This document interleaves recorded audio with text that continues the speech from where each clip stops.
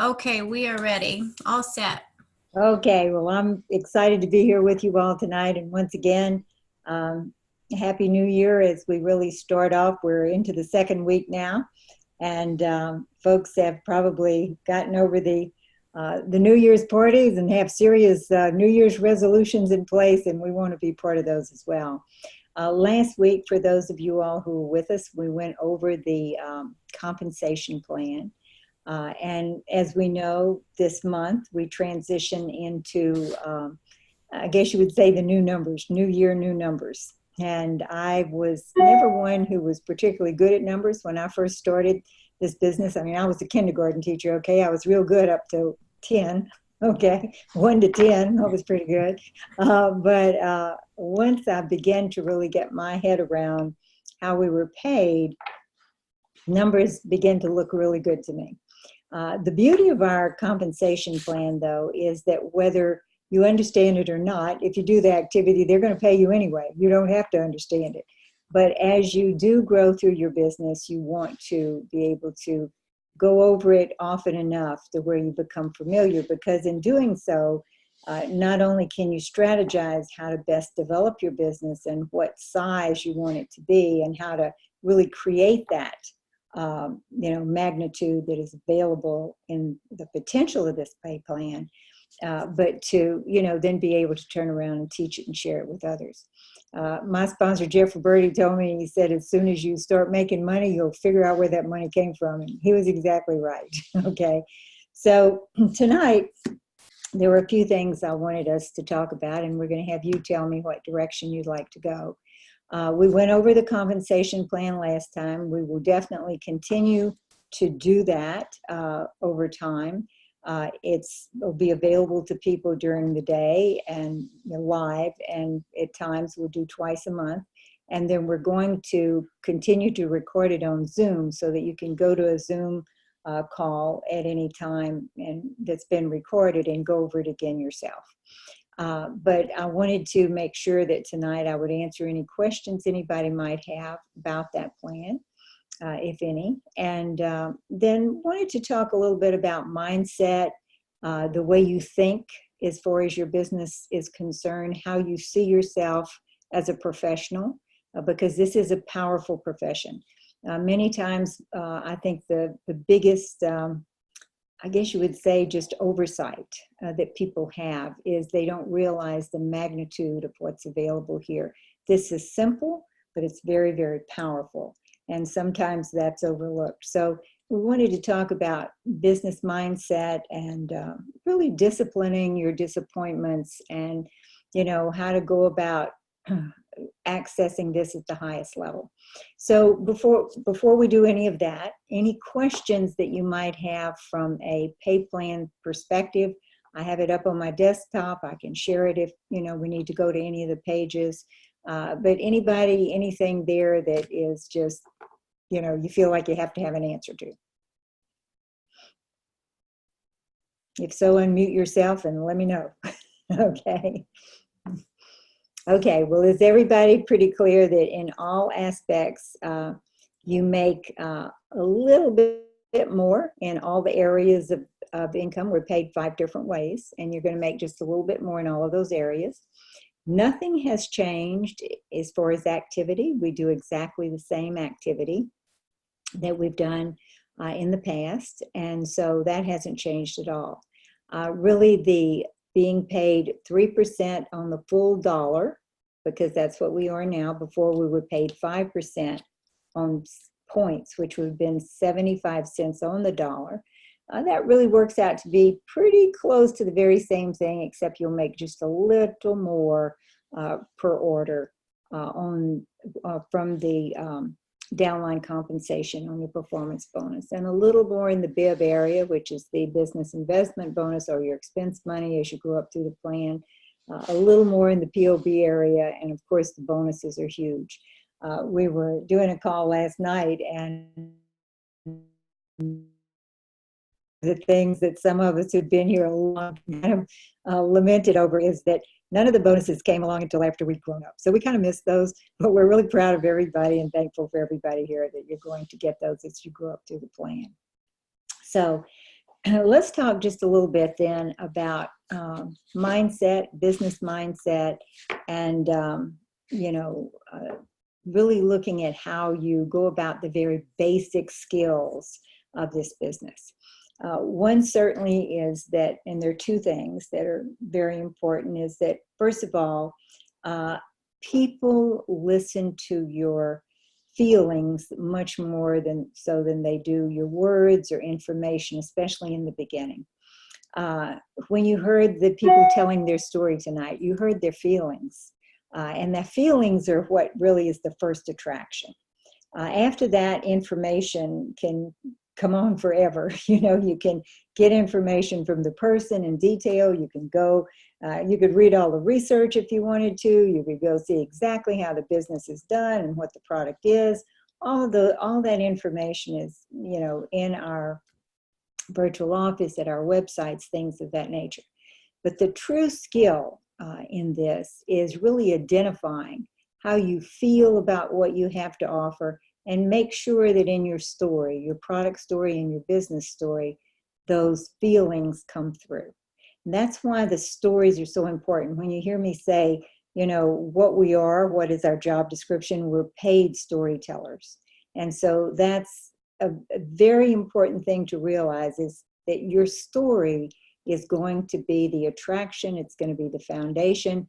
If we talk about, you know, how do you close, and close meaning that you've gotten the order for the product, or you've gotten the person who has decided to become a distributor and wants to fill out the application, the close always starts with the story, because it's the part that attracts, creates interest, feelings connect, people want to hear more, and then it brings you to the point where you're offering the option of the product or the business. Now, something else that's extremely important is a skill, and it's something that people don't always think about or realize, is don't prejudge or predetermine who will do your business or who will not, who will buy your product or who will not. I think that, you know, we all feel pretty comfortable in that most people need and want the product we have because it makes so much sense. But how often do people prejudge or predetermine whether someone wants to become a team member, partner with our company, join our business? As I heard Jennifer talk tonight, she was a perfect example. You know, obviously, from the very first time she heard about the product, she was interested. And she wanted, when she heard that there was a possibility she could share this with other people, she was interested in knowing, but no one really asked her for quite some time. What did she say? That the person who eventually sponsored her said, well, I never thought you would be interested. You were a nurse. I didn't think, you know, that this would be a business that would interest you. We've all said those sorts of things to ourselves as we look at people and we prejudge whether they will or they won't. So I'm going to say to you, you know, take that off your brain, okay? Don't prejudge or predetermine whether people want the product or want to be part of your business. We all do it. You know, I'll look at someone and say, well, you know, they're wealthy, or they have everything they could possibly need, or, you know, from a business standpoint, I'm sure this wouldn't interest them. And yet some of those people have turned out to be some of the strongest and best people as far as growing up in the organization, because you never can know exactly what's going on where someone is concerned. So two things: people listen to your feelings, not facts. Facts can all come later. And don't prejudge or predetermine who will or who won't. Make sure you give them the option for both. You know, it's so common for people to, you know, love the product, fall in love with the product makes sense. But to say, you know, there is an option here that I want to at least let you know is available, and that we can share this with others and create a business with it if you know anyone who's interested, or if you're interested yourself. So, you know, don't hesitate to tell everyone, because it makes a huge difference in your business. Now, the other thing that happens, and it can happen fairly readily, and it's something that you really want to develop a skill in dealing with, and that is disappointments that come along. And we all have them, and we have them no matter what level we're at. As a national marketing director, I'm disappointed from time to time because I'll think that somebody absolutely is in love with my business or in love with my product, and then it doesn't work out. So disciplining your disappointments as you go along through your business is going to be a very, very important skill to develop. And it's a skill because, it never feels good if you become disappointed. It never feels good if you're rejected. But it's how quickly can you move past that? So the truth of the matter is the only thing that could steal your opportunity, and there are a couple of things, if you're not active, telling the story, if you're not working, you're not accessing the opportunity. But what tends to steal the opportunity from someone is any disappointments that they may encounter that they're not going to be able to overcome. So you really do not want to allow anyone to steal your opportunity, and that's including yourself, because it's going to be your feelings that you'll be dealing with. The number one reason anyone quits is because they're presented with a disappointment that they're unable to deal with. So it would really be important to look at it and, know that there are going to be people who love what you have to offer, and there are going to be people who are not going to be interested at all. From the very beginning, I looked at my business as if people were a long line stretched right to the moon, okay? We're just in line. And I'm going through the line offering both the product and the option of the business. So I'm going through that line saying, you interested? No, move out of the way. You interested? No, move out of the way. It doesn't mean that I don't care about those people. They're just not ready to hear. And I'm looking for the person who's ready to hear. So when someone's interested, that's where you stop and put your effort and your energy and your emotion. So there are 3 areas of focus to propel your business and team forward at a rapid rate. So let's talk about those 3 areas, because if you can really get these things down, then you're going to have the foundation for a very powerful business. Well, the first, of course, is consistent activity. You want to have a daily method of operation, and everybody, tends to work that in whatever way that is comfortable with them. For me, I always made a treasure list, where was I going to go? I called it a treasure list because where was I going to go? Who was I going to talk to find customers and team members? I would have kind of my hit list, you might say, and I still do, of who I'm going to talk to and where I'm going to go to share those stories. So it becomes your daily method of operation. What events are you going to attend? What does your calendar look like? This Thursday night certainly is an important, event for us because you can bring new people, you can bring team members for the training aspect of it. It's a great place to meet and have foundational consistency. That is in the infrastructure, just like our Monday night call. Our Monday night call has been going on now for 30 years. We've never missed a Monday night. So you have those things that are consistent, which are provided by the team or the company as a whole. They go into the infrastructure. The conference would be something that would be an example that's provided by the company or the various boot camps that are out there. But the consistent daily activity, which you put in place, is very important, and is what's really going to be the foundation. I've always done this myself and encouraged people in this way, is you want to do the activity every day that you love. I love telling people about the business as well as the product because it meant so much to me. It totally changed my life. I mean, I was really in a position of struggle. I was suddenly single after 25 years of marriage. I had 2 children in middle school, and a teacher's salary just wasn't even going to allow me to send my own children to college. And so I had no family to fall back on, and I was really in a desperate situation. But this business enabled me to step out of financial fear.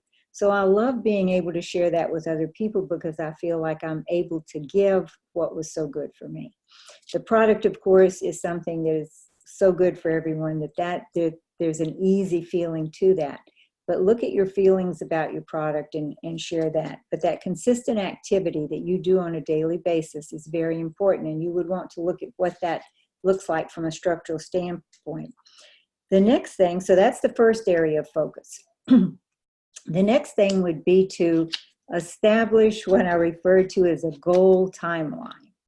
So maybe you're just starting and you want to look at going to sales coordinator as quickly as possible because that's the top commission position. And you want your new team members to have that idea from the very beginning. They want to go to sales coordinator as soon as possible because if we're going to do the work, we might as well be paid at the highest level. So then you put together a goal timeline for each position so that you can then back that up and look at what activity it's going to take to meet those timeline goals. So with this, if we look at our compensation plan today, say, okay, we want sales coordinator. First tiny step, I feel, is to go from the partner, you've signed your application, to partner plus. Well, that's really just your order and 2 other people in your household. It could all go on one credit card. Or it could be your own order and 2 others. It could be a family member. It could be someone that lives next door. But you would get that $1,000 in production and step into the partner plus quickly. That then carries over that amount to help you grow to VF. Now, a person has 60 days for that, but I'll again highly encourage you to do that as quickly as possible. Most people do it within 30 days, going to that, what we now call QSC position, or qualifying sales coordinator position. And then, of course, you want to keep moving, and as you bring people onto your team, you're helping those people do the same thing, grow up. Their volume counts for them, but it also counts for you. So now having a team really helps you move up faster as well, and then growing into sales coordinator. Now, why do we want to do it quickly? Because your story, you're forming a story. You're helping that new person form a story. And your story is going to follow you your entire career. At 32 years later, okay, I still, when someone new starts with me, what do they ask me? How did you start? Because that's where they are. That's their position at this point. They're starting. So to be able to tell someone, this is what it looked like for me. Now, if you've been maybe just dormant for a while, you can press the restart button at any time. And so from that start point, say, well, when I really got serious about this, this is the time it took. And so you want to make sure that that is as expedient as possible, because that does set the framework or the foundation for other people to duplicate and to follow. They say, often I've heard this my whole career, the pace of the leader is the pace of the pack. And so you want to really be encouraging people to, condense time, especially in those first 4 positions. And they may be really busy people, and they, and many times busy people will be able to turn it out even faster because they're used to utilizing their time well. But just put that extra effort right there in the beginning. Even if the time can't be allotted for that much activity, as time goes on, it can settle out. But move into that QSC and SC position, qualifying sales coordinator and sales coordinator, as quickly as possible, and help other people to do the same. That will give your business a momentum and an energy that will eventually carry it, whether you are there to carry it or not. And the third area of focus would be, as I said earlier, disciplining your disappointments. Now, we're all going to have people that are so excited they're over the moon, and then a week later you can't find them. They're disappeared. We're going to have people who we didn't think were going to do anything with this, and then turn into the best we've ever had. So you can't, as I said, prejudge or predetermine, but really look at not letting a disappointment steal your opportunity from you, or your your business from you. So that it's a very important part of it. We all reach the top position in the same way. We all start in the same place. We all start with now $52 application. So for $1 a week, you can be in business for yourself and create a multi-million-dollar business. But we reach that top position by the activity that we do. So the time in which you move through the positions is really up to you. And again, I would highly encourage you to, condense that time and help others condense that time right in the very beginning. Learning to discipline the disappointment creates and sustains consistent activity. And we all know that if we get disappointed, we have that little downtime, like, oh, I don't feel so good about myself, whatever. If you can discipline that, then your activity level stays high and consistent.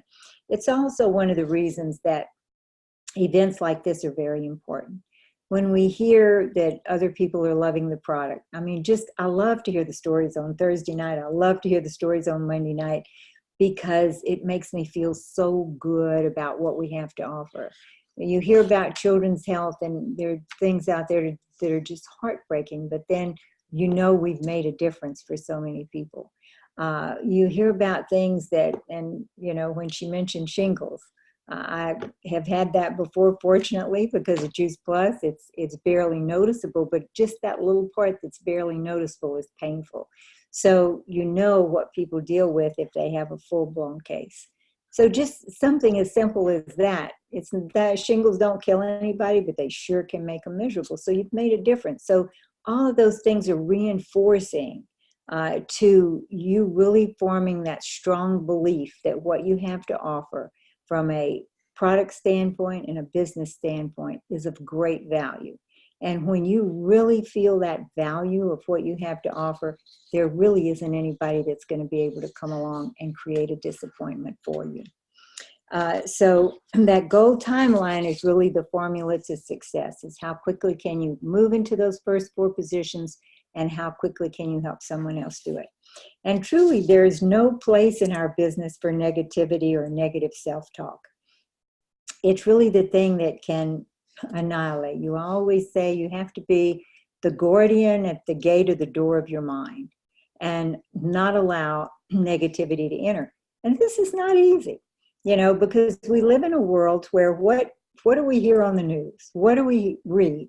It's constant negative news. I think somebody said that was CNN, okay?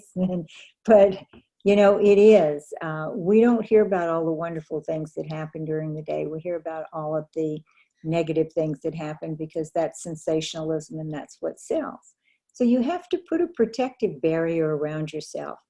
There are many professions that require various skills. If you're going to, have a shoe store, you have to be good at helping people pick out, the right size.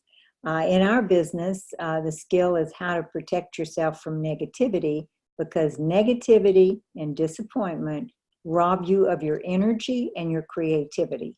So even though those sound like elusive things, they're very powerful skills in creating a business that's going to be a huge business, and take advantage of the full potential.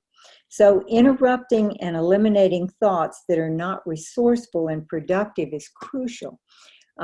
I have a couple of books that I've read them so much that they now have lost their covers and are curled up.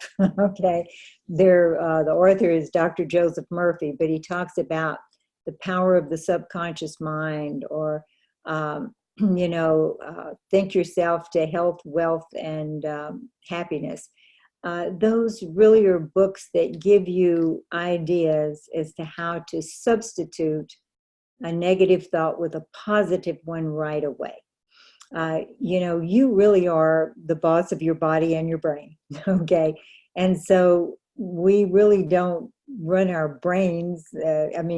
Our brains don't run us, we run our brains, is what I'm trying to say. So if you go off on a negative thought, or a negative thought enters, you can stop that, and you can stop it with a positive one. And those books of that type, are very good at giving you things to say when negativity enters. So you would want to interrupt that as quickly as possible. And that in itself is a skill that's very, very important from a business standpoint in our particular kind of business.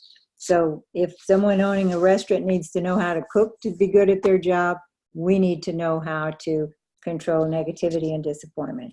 It's certainly okay to get down over something, but it's not okay to stay down, because you become always the model for your team. So, just really something that is not talked about or thought of maybe from a business standpoint. We think of business as, numbers on a page, technology and how we use it, our product and what it's made of, things of this nature. But how you discipline the you is really going to be what fuels and propels and grows a strong business. So you want to prioritize and organize your business and know what activity makes you money. Decide what's important and what's not. Make a decision not to worry. I think this is something that really is a huge factor that is ignored, is that people will worry about, everything from whether the person's going to buy, whether the business will work for them or whether it will not. That's wasted energy, really. And so again, it's something that you have to interrupt. Worry robs you of your creativity and your energy. And so again, it's trying to really work at blocking those thoughts. Identify and do what gives you joy.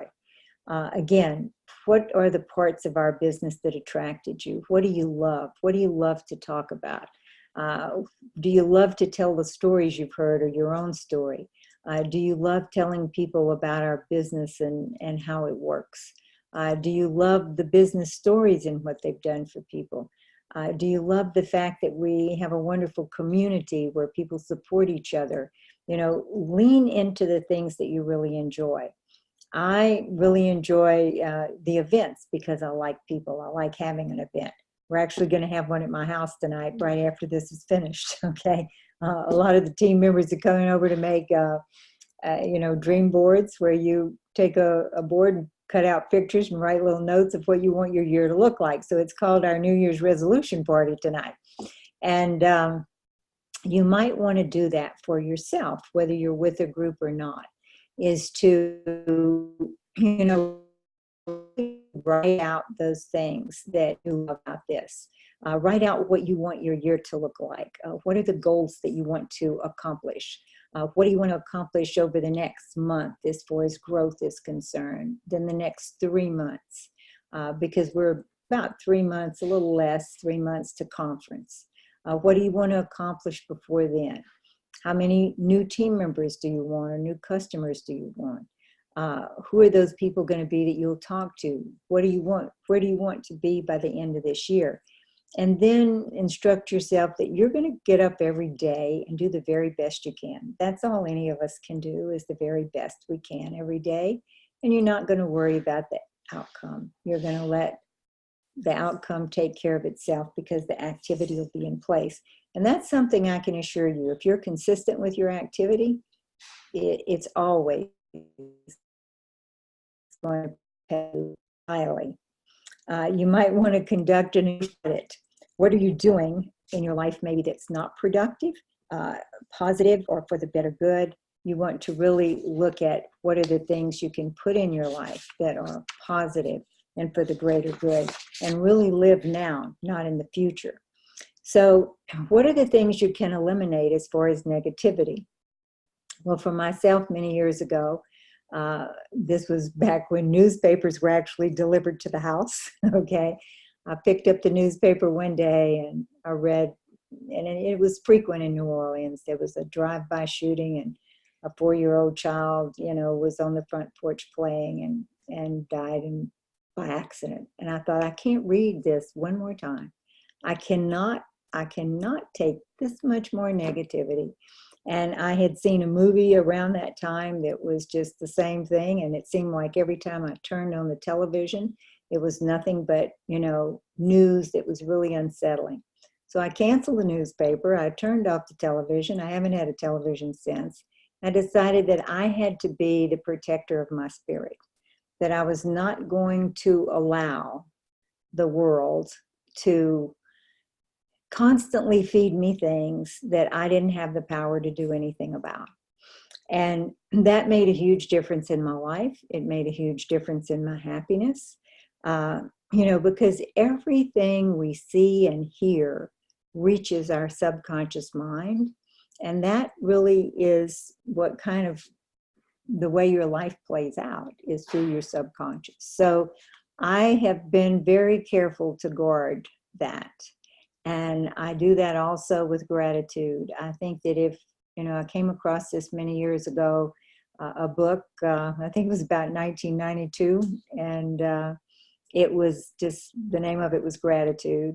And what it shared was that every morning, right as you're waking up, really be thankful for all the good things, from the smallest to the largest, and the same right as you were going to sleep, because that keeps you in a positive mindset, and it makes a real difference. It has for my life. If you do have a disappointment, and of course we all do, decide how long you want to feel that, and it's okay. It might be that it's going to be 30 minutes or an hour or whatever, but then decide that it's time to get back to positive. I have a little story that we always love telling.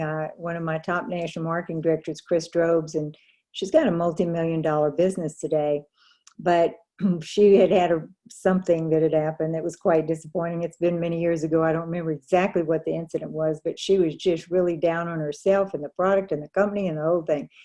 And I said, okay. And she was over and over with it. I said, I want you to go to your room, and you can't come out until you feel better. Okay.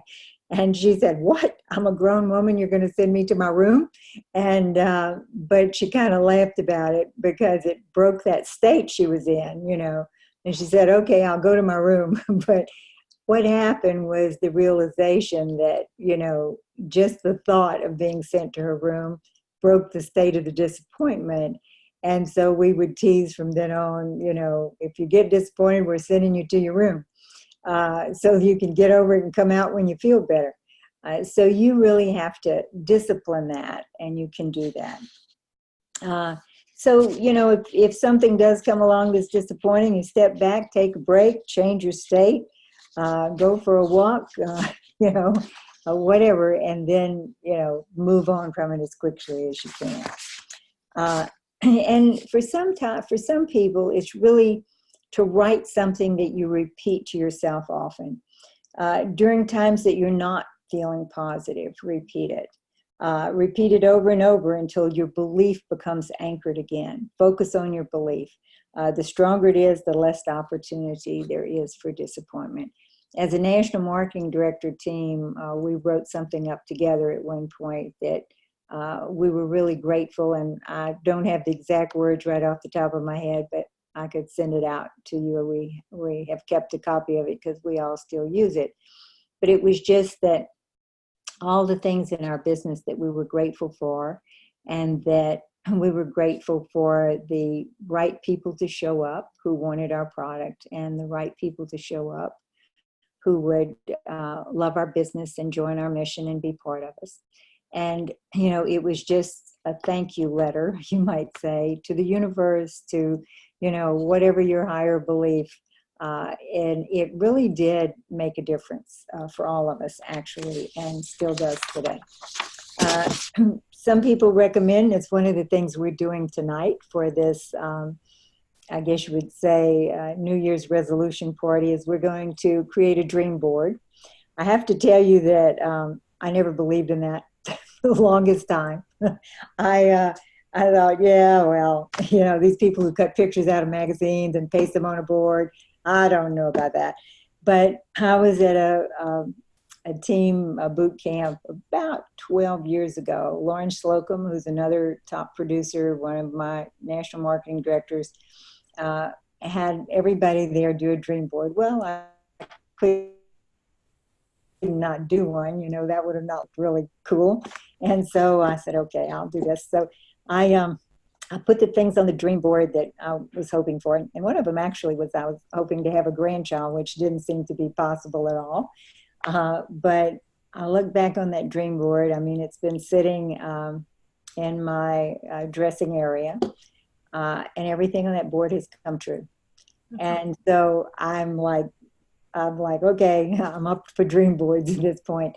But it seems that what happens when you do that, when you create a visual of what you want. And my dream board has, it's got somebody who's got a healthy body. It's got a little baby. It's got, big wads of money up on one side, and things like that, and I've really been just absolutely shocked. The baby's 8 years old now, and I'm blessed to be healthy.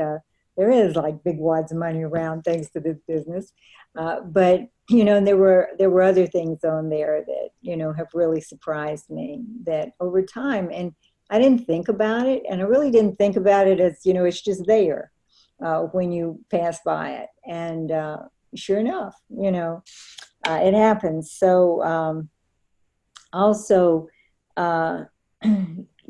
focus on also the value of what we have to offer and how powerful it is.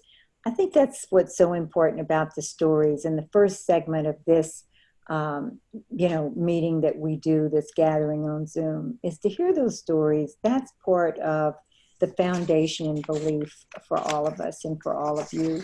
And so, it really reinforces that belief. And I'll end with this. If you don't learn to discipline your disappointments, that gives your subconscious mind permission to settle for life for less than you deserve. So don't give yourself permission to settle for less than your life can be. You are entitled to an extraordinary life, and this certainly can put you in position for that. The relationships, the friendships, the emotional revenue, the ability to help others and create a life and a business that gives financial security, not just to you, but to other people. So I think I'm a little bit over time here. I have a tendency to do that. I get excited about what we have to offer. And it's been a pleasure to be with all of you tonight. And as we come to this gathering every Thursday night, I encourage you to bring people with you for both segments. And each time, if you have questions on anything about your business, we'll start out by asking if anyone does. So don't be shy. Okay? And I'll see everybody next Thursday night. Thank you, Carol. Thank you, Cheryl. We appreciate you. Thank you so much. Good night, everybody. Good night. Thank you. Good night. It was awesome, Cheryl.